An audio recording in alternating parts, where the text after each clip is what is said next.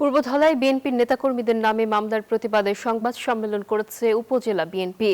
নেতাকর্মীদের মানহানির উদ্দেশ্যেই জামায়াত এই মামলা করেছে বলে দাবি তাদের। বিকেলে পূর্বধলা প্রেসক্লাব মিলনায়তনে এই সংবাদ সম্মেলন হয়। লিখিত বক্তব্য পাঠ করেন উপজেলা বিএনপির যুগ্ম আহ্বায়ক হাবিবুর রহমান ফকির। এ সময় তিনি বলেন, সে সময় সরকারি নির্দেশনা অনুযায়ী স্টেশনটি বন্ধ ছিল। পরে তেলনিয়াকে কেন্দ্র করে সংসদের সহকারী আল আমিনের সঙ্গে সেখানে উপস্থিত জনতার কথা কাটাকাটি হয়। এক পর্যায়ে পরিস্থিতি উত্তপ্ত হয়ে উঠলে উপস্থিত জনতা গাড়ি ভাঙচুর করে বলে অভিযোগ করেন তিনি। 200-র বেশি সার্ভিস ও ফিচারে লেনদেনের সব বিকাশ অ্যাপে সম্ভব।